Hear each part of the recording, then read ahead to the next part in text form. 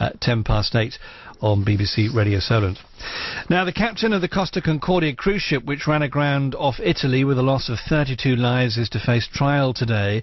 Captain Francesco Schettino faces charges of multiple manslaughter and abandoning ship, and the ship, owned by the Southampton-based Carnival Group, crashed into the island off Giglio off Tuscany in January 2012 before tipping onto its side. And soon after the disaster, a recording emerged of a radio conversation between Schettino and the Italian Coast Guard, who repeatedly asked him to get back on board. Look, Schettino, get on board now. Commander, please. No, not please. You will get on board. Will you assure me that you're going on board now?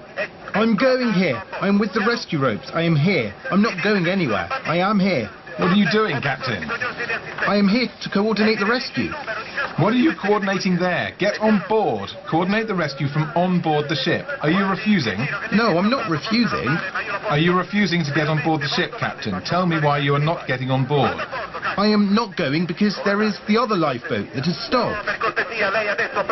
So an extraordinary conversation there between the Coast Guard and Captain Schettino, who goes on trial today, although we ought to bear in mind there is a industrial action in the Italian legal service today.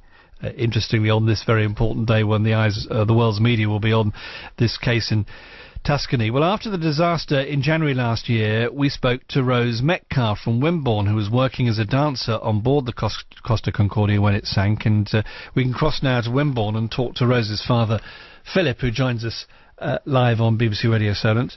Good morning, Philip.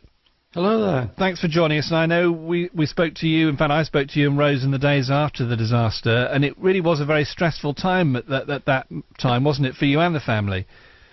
Yeah, well, we'd just woken up to the realisation what had happened, so... Yeah, and I know Rose described the moment that the ship got into difficulty. With your permission, let's just remind ourselves of what she said. It was a horrifying evening, and one that nobody would ever want to experience in their lives, and I can promise you that it was so much worse than being in any horror film. It was... when we made contact with the land and we were scraping against the rock, the groan of the ship was deafening, and when we didn't recover from the tilt towards the land, obviously as seasoned cruisers, we on board, us crew members, we realised that something was very wrong, because the ship should always recover from a rock. So what's it like to hear that again, Philip? It seems like history, like years ago. I won't believe it's only just over 18 months ago now. I know, it's amazing, isn't it?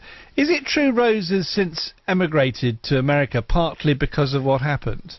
Yeah, it's really, I suppose, a realisation of thinking what people are like and things. I think people are more interested in saying that she shouldn't be getting compensation, etc. And also there's more opportunities in America, and they've got a different attitude towards things. Do you think the whole incident changed her? Oh, definitely, yeah. In what way? I suppose in a way it made her grow up, but she's still got post-traumatic stress disorder, so she's definitely not the same person as she was then. How's that manifesting itself? Mainly when she was in London, of getting out at the wrong stops, and she'd probably be watching some film and suddenly it'll have flashbacks, etc.